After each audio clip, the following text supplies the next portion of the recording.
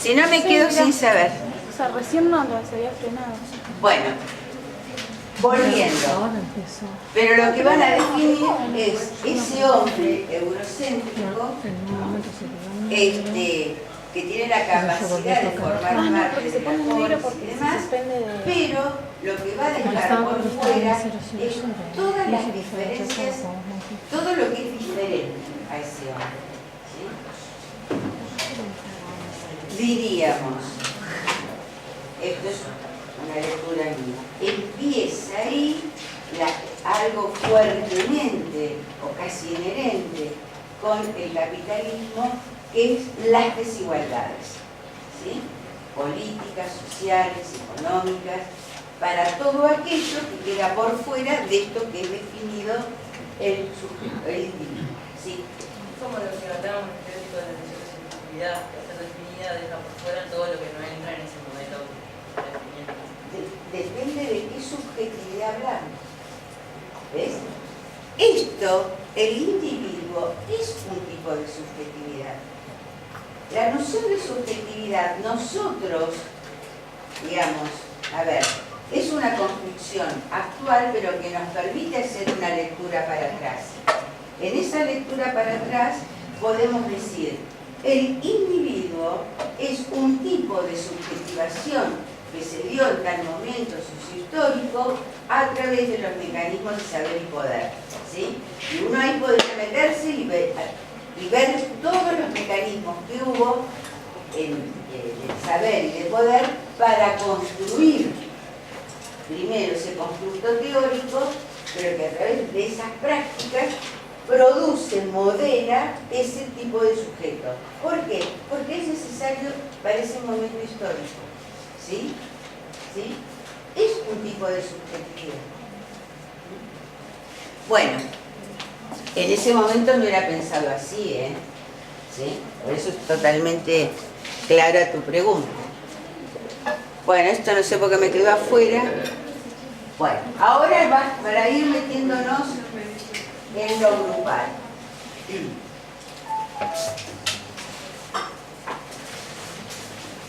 Recuerden, esta cosa de separación y necesidad de aquello que se separa, pensarlo como un todo indiviso, ¿sí?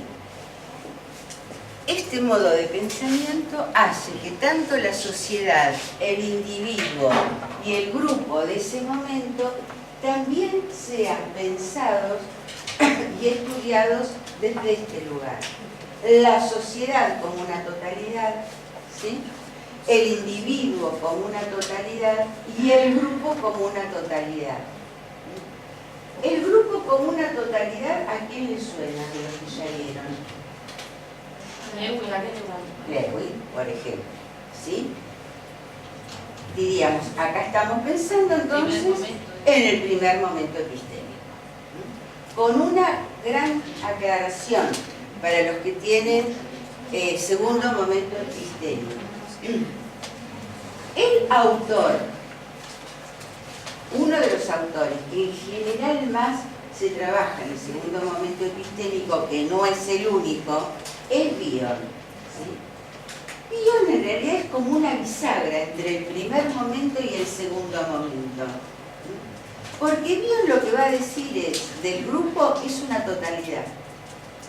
Entonces desde ahí lo podemos ubicar en el primer momento epistémico. Pongan eso, lo que tienen, el ayudante va a decir, la tiene clara. ¿Se entiende? Él va a decir, en ese sentido, mira, el grupo como una totalidad. Pero no se queda con eso.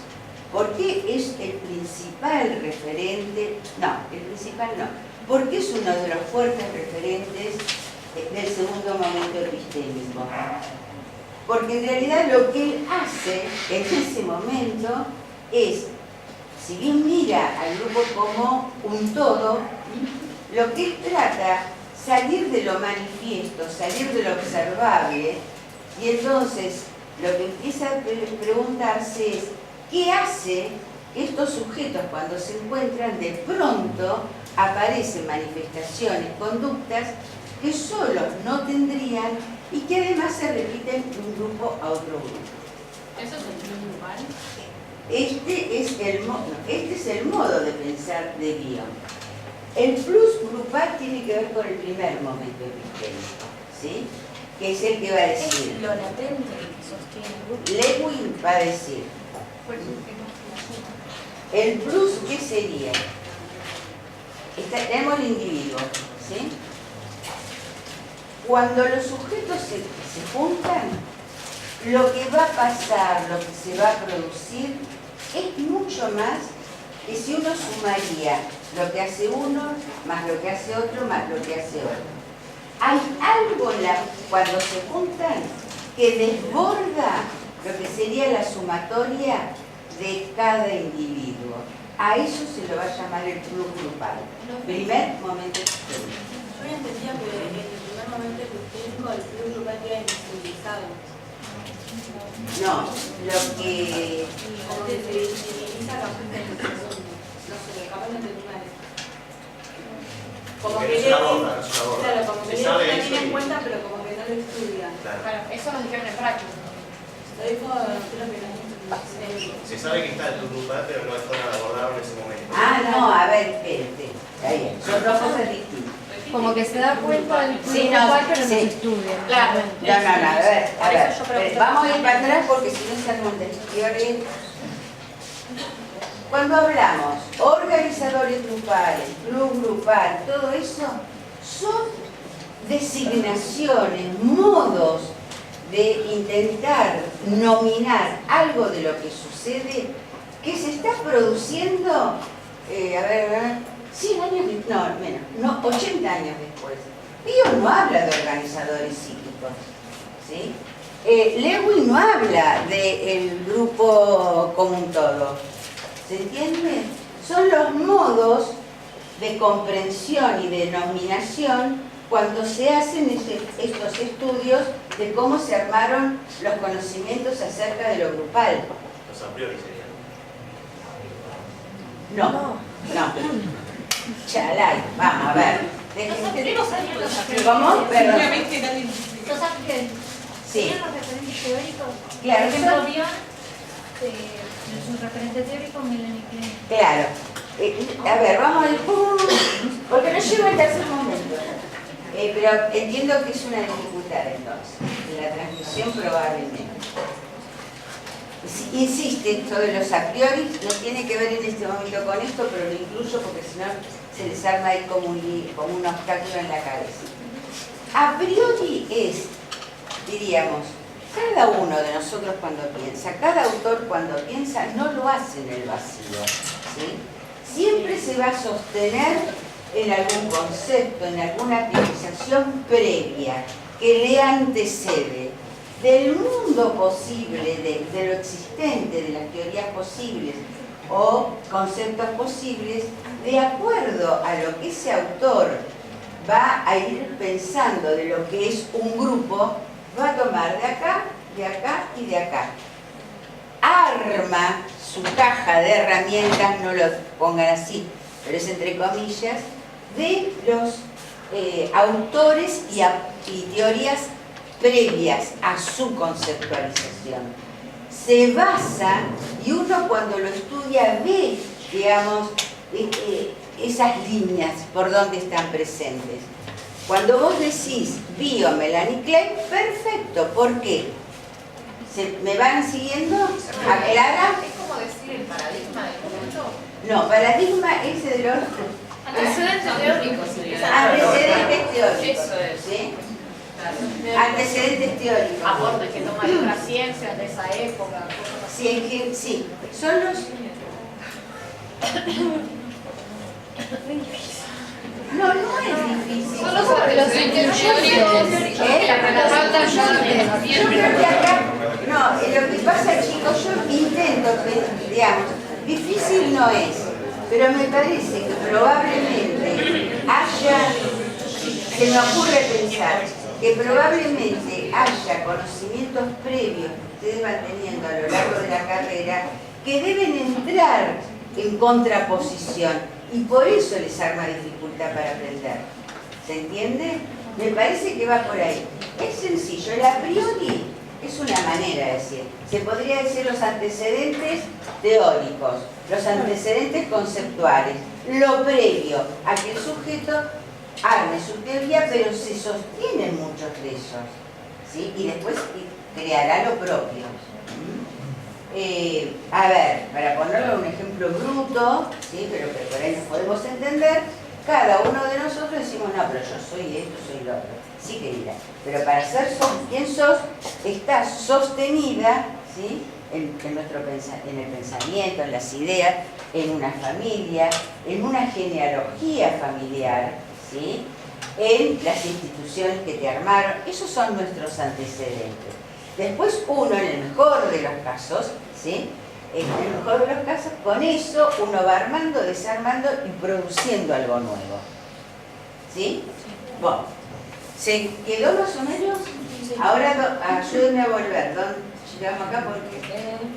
No, porque la educación salarial cambiamos. Ah, el plus. El Sí. plus. Que bien era como una bisagra, porque tomaba el grupo como una totalidad. Bueno, Empezamos a hablar de todos de modos grupos ustedes van a individuales. tener con Alina. Pregúntenle a Alina por qué ella dice esto, porque es su... No se asusten, no se asusten. Me pone cara así. No, porque seguramente ella ha hecho ahí una inflexión sobre este concepto, sobre esta idea, se me escapan, ¿sí? Pero el primer momento epistémico, recuerden, primer momento, segundo momento, tercer momento, son abstracciones, ¿sí?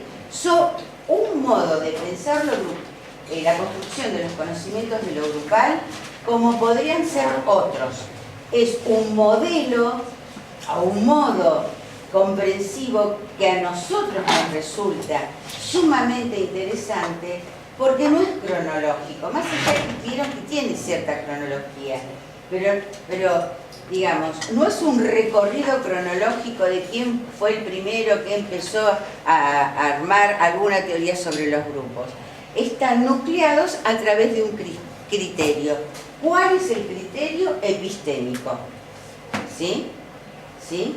Pero esto lo hizo Fernández del año 90 y pico, así que Bion se imaginan que... Lewis, ¿se entiende lo que quiero decir? Bueno, entonces, como es una construcción, es como una lectura retrospectiva, ¿sí?, de cómo se organizaron, ninguno de los autores que estamos viendo en el primer y segundo momento van a hablar algo, digamos, no van a incluir para nada en sus teorizaciones ni organizadores grupales, sí ya a partir del tercer momento. Ni organizadores grupales, ni plus grupal, ni el grupo es como un todo. Eso es la lectura comprensiva que se hace a posteriori, ¿sí? ¿Sí? En realidad el plus grupal, ¿cuándo empieza a inaugurarse? Empieza a inaugurarse cuando hay una primera teorización que da cuenta que cuando los sujetos nos juntamos se empieza a producir algo diferente que cuando estamos sueltos, ¿sí? El plus grupal es lo que le empieza cuando nos juntamos, ¿sí? Y es más que el 1 más 1 más 1 más 1. A eso le vamos. Lo que se produce, digamos, por desborde, por exceso, es lo que vamos a llamar plus grupal. Después en cada autor uno puede pensarlo de qué manera, si se quiere, ¿sí? Claro que los autores no hablan de esto. ¿Se entiende esto? ¿Sí? Es como, lo voy a decir muy bruto, uno dentro de la botánica puede hacer la clasificación de coníferas, tírenme algún nombre, me metí en la herbáceas, herbáceas, coníferas. El pino no dice yo soy una conífera, ¿se entiende? Es el observador, el estudioso el que los clasifica ahí por las similitudes, por los funcionamientos, etc. Bueno, pero vuelvo, está dando calor.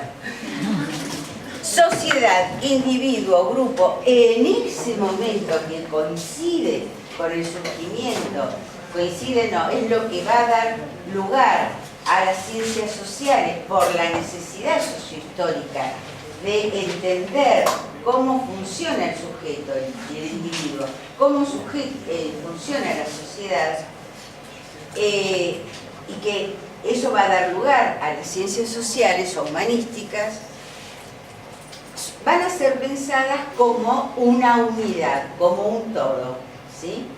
Como un todo sería sacado, recortamos todo aquello que es pensado en ese momento como esto es la sociedad, recortado de los individuos, recortado de otros fenómenos, ¿sí? Ese recorte que arma límites bien establecidos es lo que se llama la lógica de objeto discreto.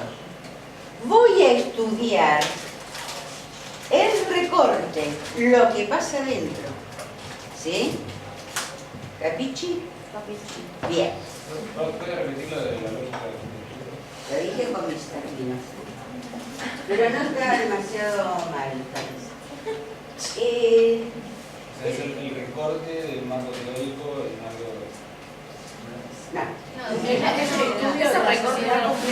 Digamos, es un modo de abordar y construir un objeto teórico.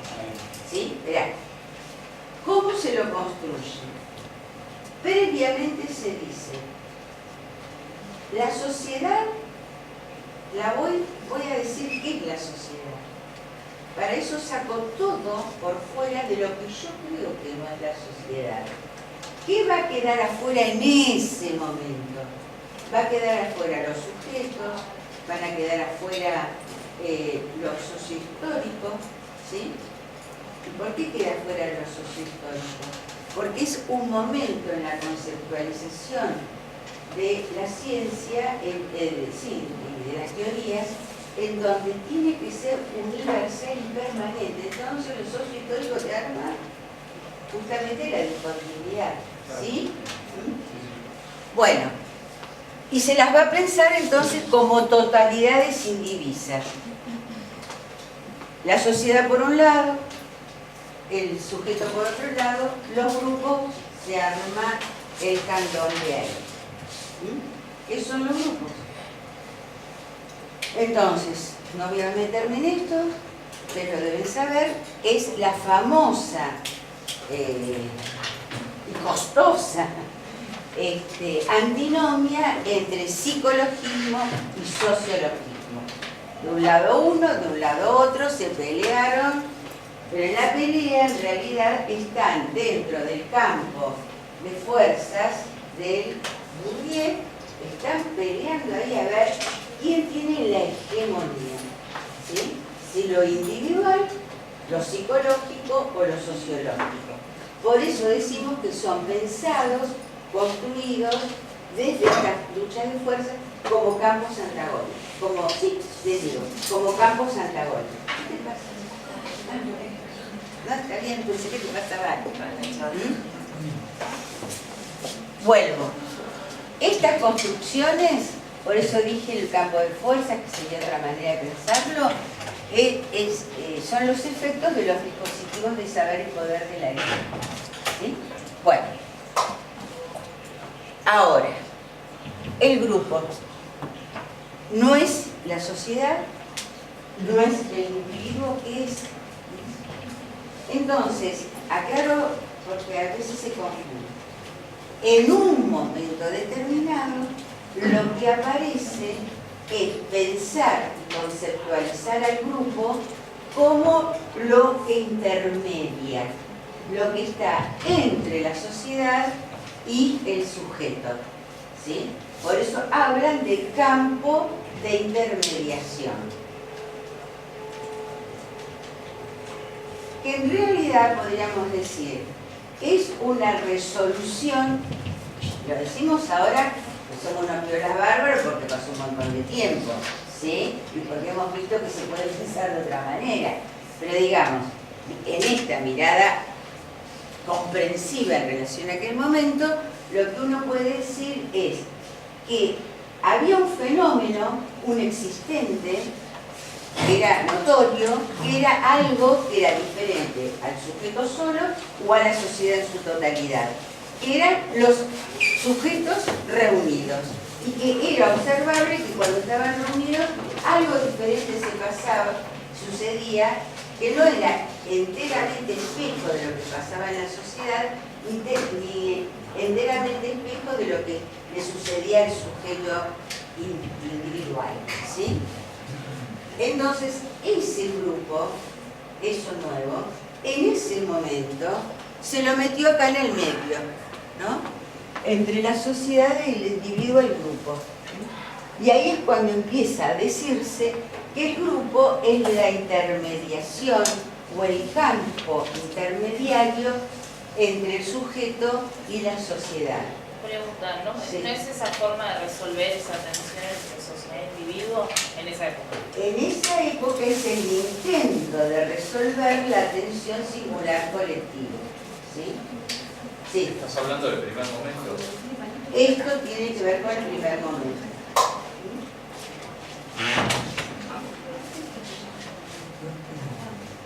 Mira, déjame pensar un cachito porque es interesante. Muy bien tu pregunta, ¿eh?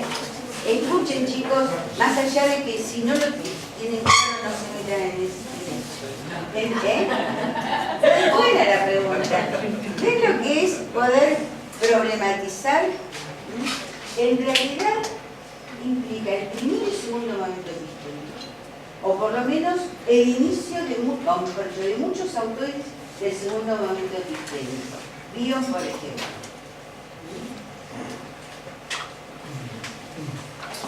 Ahora, ¿qué pasa cuando se habla del grupo? Si algo es confuso que puede ser, me preguntan. ¿Qué pasa cuando se empieza a pensar al grupo como ese campo de intermediación? Hay que decir algo respecto de eso. ¿Sí? Y ahí empieza un lío que no les cuento porque empieza a decir que el grupo, digamos, es la articulación entre lo singular y lo colectivo. ¿Sí? El grupo es el efecto de las interacciones, ¿dije interacción antes? Articulación. De la interacción con el medio, con lo social. Empiezan a aparecer estas, son más que palabras, estos conceptos como articulación, interacción, influencia, y cada una de ellas va a armar una escuela. ¿Sí? Pero todas de qué dan cuenta? Dan cuenta del intento de resolver la tensión. ¿Sí? Es un intento fallido. ¿Sí? Porque justamente lo que quiere decir articular es tratar de juntar de alguna manera dos cosas que son diferentes. ¿Sí?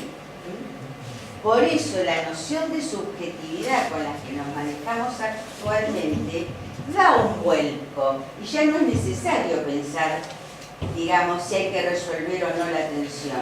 Lo que vamos a decir en el tercer momento epistémico, que en realidad la tensión hay que sostenerla, porque en todo grupo va a estar presente tanto lo singular como lo colectivo o lo social. ¿Sí? ¿Vamos? Bueno. Esperen que si no, no llego al... Bueno, esto para... Sí, me queda... ¿El examen queda ahí? Pero no, es para retomar lo que hemos visto. Para poder entender las teorías, las conceptualizaciones, los modos de armar, digamos, constructos teóricos, y sobre todo en lo que tiene que ver con la psicología, bueno, todo lo que tiene que ver con lo social, Foucault va a decir, nuevas condiciones, los cambios en lo social, ¿no? Nuevas condiciones van a generar nuevos discursos. ¿Sí? Y esos nuevos discursos arman nuevos objetos, tanto de conocimiento, etcétera, que van a producir nuevos sujetos, el individuo. Pero aclaro, el individuo es un modo de subjetivación de esa época. ¿Sí? ¿Vamos? Bien. Por eso ponemos La modernidad fabrica al individuo y fabrica al grupo de esa época. ¿Cómo va a ser ese grupo que fabrica? Esto lo tiene que saber. Así lo dijimos. Un intermediario entre el singular y lo colectivo. Por un lado. Pero el grupo en sí mismo, ¿cómo es pensado? Como totalidad. ¿Sí? No hay... Habría otras maneras posibles, pero digamos, responde a la necesidad de esa época y a los instrumentos de pensamiento, no sé, de pensamiento. Bueno. Entonces, las teorías acerca de lo grupal que nosotros trabajamos, y obviamente no son todas, ¿cuáles son las que trabajamos? Las que son más representativas, primero, aquellas que han producido un salto cualitativo en el modo de pensar o de conceptualizar lo grupal, ¿sí? Que han producido algo en la teoría diferencial a lo existente hasta el momento. Aquellas teorías que son representativas en nuestro medio. Cuando digo nuestro medio, hablo de nuestra realidad. Por ejemplo, hace 2 años, no me acuerdo.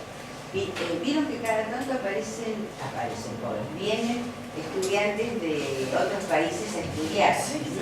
Pero aparecen por una vez. A mí me aparece, me dice, soy de Alemania. Ay, miren, espectacular de Alemania, ¿eh? No, generación espontánea, sí. aparecen. Sí, porque no te avisan. Sí. Tengan eso en cuenta para cuando veamos la institución. Bueno, brillante la chica, ¿eh? Pero ella lo que cuenta en su práctico es que todo esto para ella es desconocido. Y que la psicología que ellos trabajan mucho, además de la cognitivista, era la transpersonal. ¿Se imaginan? ¿Cuántos de acá saben qué es lo transpersonal? No tengo ni idea. Bueno, tal cual. De la misma manera que ella no tenía ni idea de muchas de las cosas que hablábamos. ¿Sí? Pero no es una teorización que sea estudiada. ¿Sí? ¿Por qué? Porque no es tan representativa. Y lo académico siempre toma que lo más representativo. Porque teorías psicológicas hay, qué sé yo, todos los días aparece una nueva. ¿Sí? Entonces, y lo más representativo que es campo de Julián, ¿sí? ¿Qué es lo más representativo? En algún sentido aquellas que otorgan más sentido o permiten una mayor comprensión respecto de alguna problemática, de alguna cuestión, pero también aquellas que han logrado imponerse. ¿Sí? Y que han logrado imponerse, diría Bourdieu, porque fueron piolas y se agenciaron, fueron juntando apoyos y establecieron relaciones que les permitieron ubicarse, posicionarse en un lugar de un discurso medianamente hegemónico. Esto no pasa solo con las teorías, ¿eh? Piensen ustedes. Pero ¿qué habla del deporte? ¿Eh? Y todo. El tenis y el golf. Claro. En la moda. Entonces ¿sí? en Alemania si es un capital social, se habla sobre psicología mental. Claro, claro. Las personas. La personalidad acá. Y una pregunta, ¿y por qué acá esta concepción sí es representativa? ¿Cómo? ¿Por qué esta concepción es representativa acá, a diferencia de Alemania, por ejemplo? A diferencia de Alemania. Claro. No. Está bien tu pregunta. No, lo que esta chica alemana decía que para ella no tenía la más pálida idea, por ejemplo, ni de Bion, Claro. sí Lewin, sí Pichon Rivière, ¿sí? No es que haya un porqué único. Hay que ver esa teoría en qué momento entró y por qué. Alguna necesidad respondió, ¿sí? O porque justamente, como en el caso de Lewin, en primer momento lo tiene alguien, no. Pero no importa, lo apunto. Lewin, digamos, ¿por qué es tan importante? Es importante porque funda un modo de conceptualizar grupos, ¿sí? Pero ¿por qué las teorizaciones de Kurt Lewin tuvieron tanta difusión y tanto efecto? Porque diríamos, llegó en el momento indicado. Sociohistóricamente es el momento donde el nazismo ya empieza a tener fuerte incidencia en Europa. Por eso mismo él emigra a Estados Unidos, y Estados Unidos, desde el punto de vista económico y político, estaba preocupadísimo para poder entender qué pasaba, qué es lo que podía poner en riesgo su democracia, como pasó en Alemania. ¿Se comprende? Entonces, del más allá. Entonces, ¿qué sucede? El interés de Lewin era absoluta. De Lewin, si estaba pensando si había hecho bien, era absolutamente legítimo, ¿sí? Porque él en lo personal estaba preocupadísimo, por eso emigró, ¿sí? Pero sobre eso, ¿qué se suma? Un interés que tiene que ver con una demanda social. Los norteamericanos pedían a los gritos en la plaza, hacían marchas para decir queremos saber. No, ¿se entiende? ¿Sí? Sí, en el nivel político empezaron a decir, ¿qué pasó? ¿Cómo puede ser que un país con estas y un pueblo con estas características se haya producido este cambio tan radical en donde aparece un líder donde todos lo siguen ciegamente? Es una grave preocupación para su propia subsistencia. Entonces, ¿qué hacen? Contribuyen económicamente para las investigaciones de Lewin, ¿sí? Pero es interesante, ojalá vayan al taller del primer momento epistémico, porque Lewin responde a eso, pero él mantiene y continúa su legítimo interés por saber, digamos, no solo acerca de los grupos, sino acerca de la cuestión de las desigualdades. Y es un tipo que no se lo conoce tanto por lo que voy a contar ahora, sino porque dijo lo que dijo respecto a los grupos. Fue un tipo que laburó toda su vida por las minorías sociales, ¿sí? ¿Dónde laburó después que hizo todo eso? ¿Dónde trabajó? Trabajó con las prostitutas, con los negros, con todas las minorías, digamos, ¿cómo se dice? Excluidas, ¿sí? Cuando uno lo conoce, te digo que te sacas el sombrero, ¿eh? Sí. Bueno, ¿sigo? ¿Vamos, chicos? Si me desordeno, me vuelven a preguntar porque... Entonces, estas teorizaciones que van siendo construidas acerca de lo grupal todavía mantienen esta lógica, la lógica del objeto discreto, ¿sí? ¿Cuál va a ser lo que ustedes ya escucharon hasta el momento, trabajaron en los prácticos, vimos en los teóricos, para los cuales hay que unir?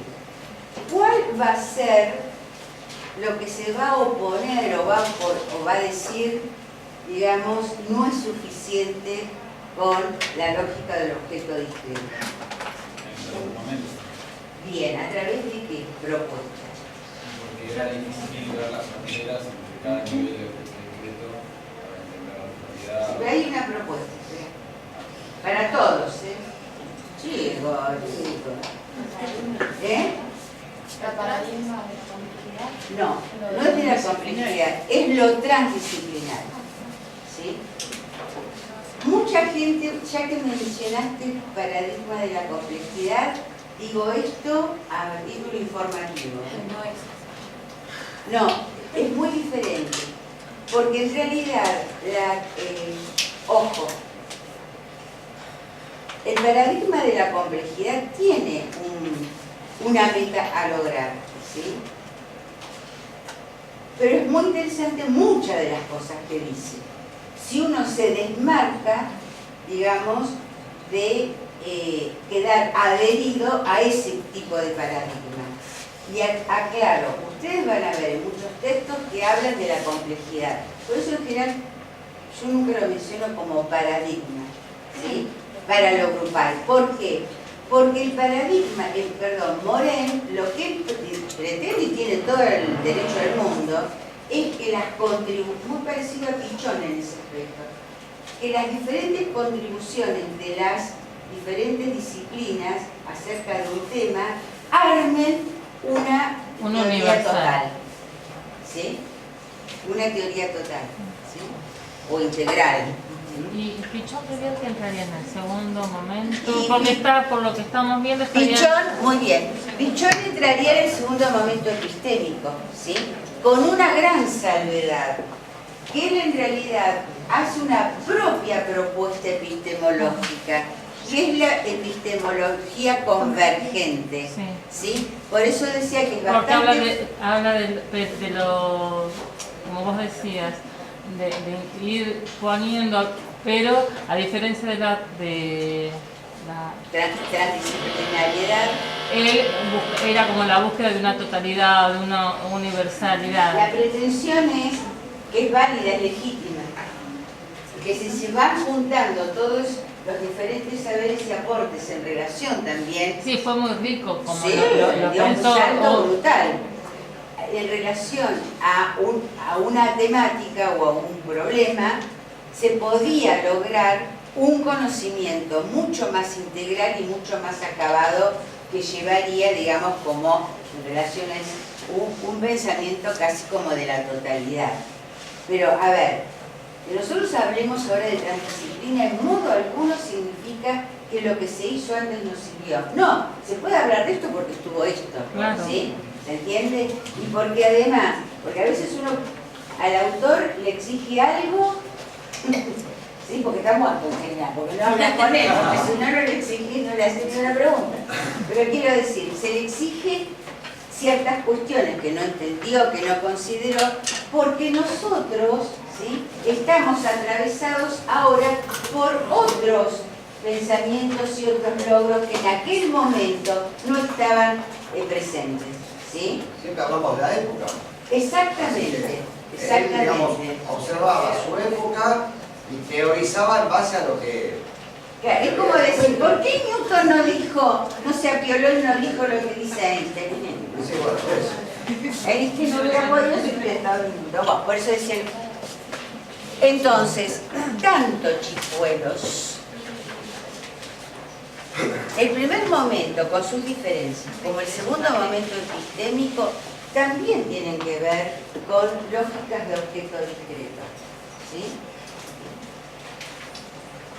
Con sus diferencias. En el segundo momento epistémico, el salto es que se sale de lo manifiesto, que era lo observable, lo que Lewin, no me voy a meter con él. Lewin, todo lo que Lewin pudo decir y los seguidores, pero no podían dar cuenta, digamos, de qué otras cosas sucedían, pasaban, se producían en el encuentro y en el intercambio entre los sujetos que excediera el nivel de lo manifiesto. Diríamos, Lewin, estoy en Lewin para ver el segundo. Lewin, si uno pudiera decir, claro, no está bien decirlo de esa manera, lo que quedó en invisibilidad era lo latente, ¿sí? ¿Cuál es tu duda? ¿Te quedaste ahí con la cabeza? A ver. Lewin, Bueno, menos mal que se quedó con la cabeza. Tocándose. Lewin es del primer momento. Sí. En el segundo momento, el agregado que aparece, es decir, bueno, pero además, parece que acá suceden otras cosas que no pueden explicar por lo que hasta el momento se teorizó, ¿sí? Perdón, ¿no daban cuenta de que otras cosas sucedían en el encuentro entre lo que es el sujeto y el grupo? No, entre lo que acontece entre los sujetos, entre los sujetos entre sí, da una redundancia. Sí, no, en las relaciones interpersonales. ¿En lo manifiesto? No. ¿Has dicho? No, en el primer momento es lo latente. Lo que queda invisibilizado es lo latente. Se conceptualiza todo lo que tiene que ver con lo que se ve, ¿sí? Con los manifiestos. Sí, con lo manifiesto o con lo... sí. Y lo que queda invisibilizado es lo latente. En el segundo momento epistémico, recuerden, si es epistémico es porque un salto cualitativo, algo muy diferencial, aparece en el modo de comprender y construir los saberes acerca de lo grupal. ¿Cuál es ese salto? Es lo que después Ana María Fernández, año 1900 y pico, va a decir los organizadores. Lo dijeron otros también, pero ella lo pone en cuadrito. Los organizadores psíquicos del grupo. ¿Sí? ¿Se entiende? Acá el gran aporte es, para los que tengan el segundo momento epistémico, sería interesante que puedan hacer, no recurrir solamente al texto de Ana María Fernández, sino de momentos fundadores de CAES, que ahí van a encontrar otras vueltitas, ¿sí? Porque acá lo interesante del segundo momento epistémico es que hay un montón de autores, muchísimos argentinos, que nosotros, aclaro, algunos de ellos vamos a ver a través de determinados aportes que han hecho a la comprensión de los fenómenos o producciones psíquicas en lo grupal, lo vamos a ver en el módulo 3. A pesar, y es el trabajo de artesanía que hay que hacer, a pesar de que podríamos ubicarlos en el segundo momento epistémico. ¿Sí? ¿Sí? Entonces, en el segundo momento epistémico, ¿qué se produce? Bion, acuérdense, como bisagra, él va a decir, pero acá de pronto es como que en algún momento, por algo que pasa, todos se comportan como niños.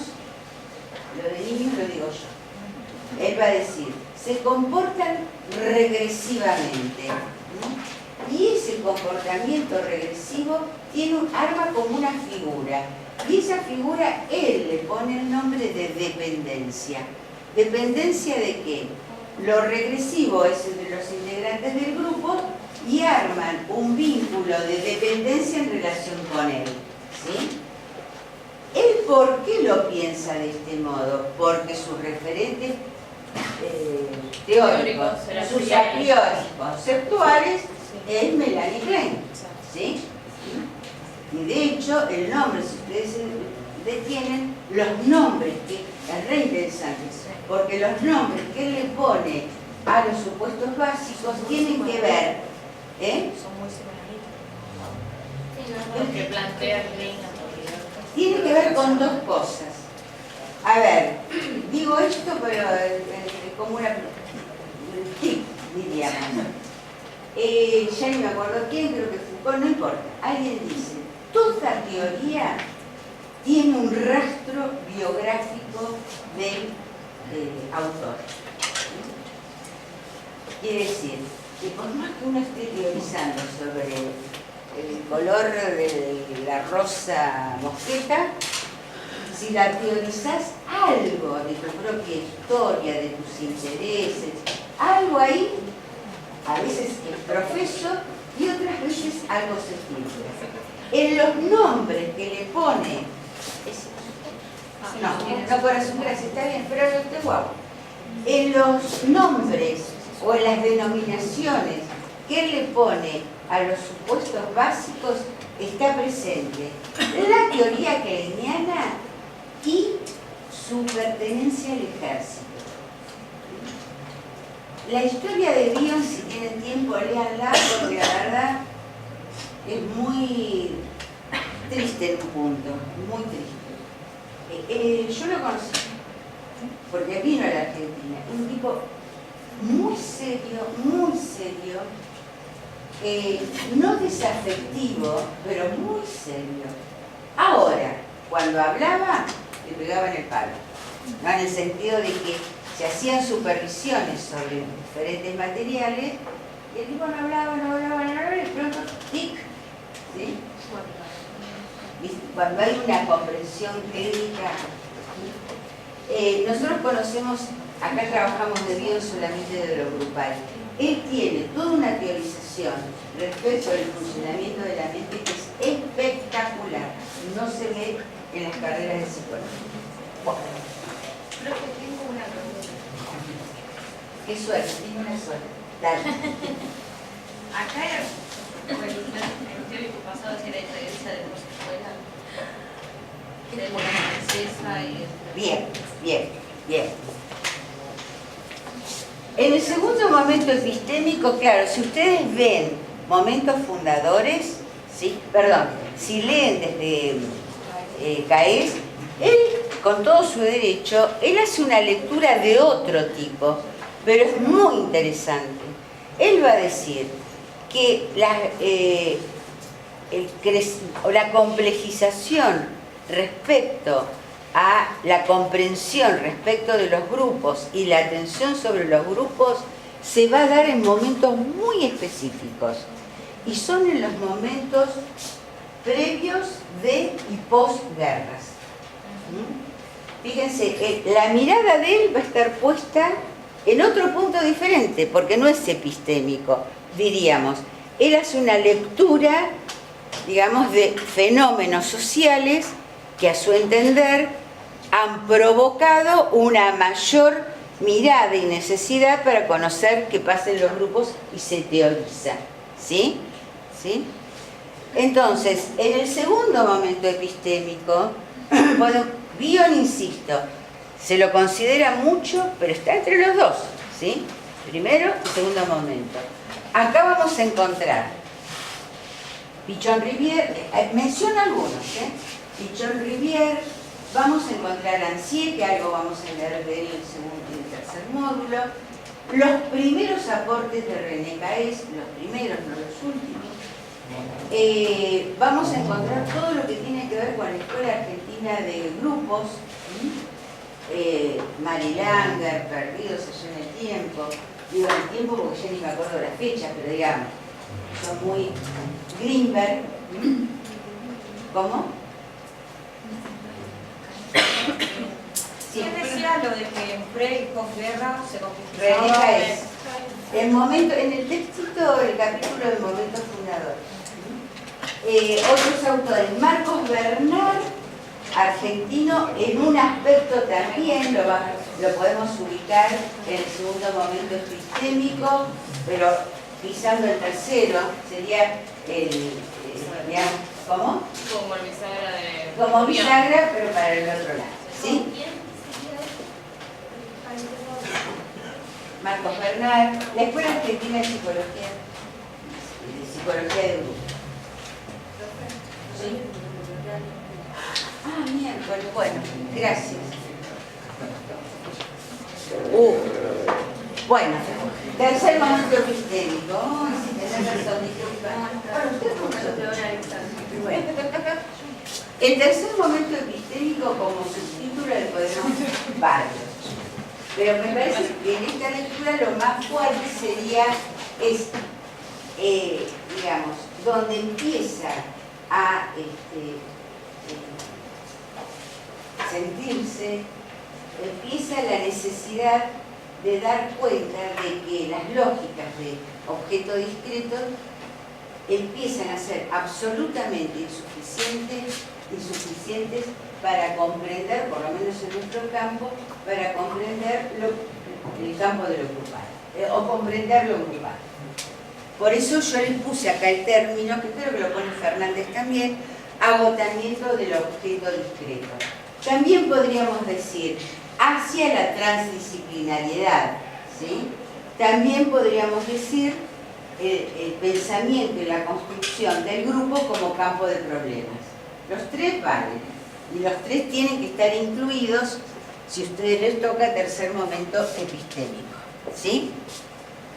Porque surge por la insuficiencia de los elementos o de las teorías que tenemos hasta el momento para abordar la complejidad de lo grupal, ¿sí? ¿Y cuál es la historia de lo transdisciplinar? A diferencia de lo que sería, por ejemplo, el paradigma de la complejidad. es armar en relación, cuando hay un problema, una inquietud, ¿sí? Armamos ahí un problema. ¿Cuáles hasta ahora que venimos trabajando con ustedes? Que tiene que ver con lo con una construcción problemática transdisciplinar. Si no me dicen, porque me he gastado, ¿eh? ¿Puedo repetir la pregunta? Sí. Sí. Hasta el momento de lo que venimos trabajando en la materia, ¿qué tema se ha constituido, se ha tomado para problematizar un tema? Y alrededor de ese tema se hace una construcción transdisciplinar. La subjetividad. Bien, subjetividad. ¿Sí? Es un ejemplo.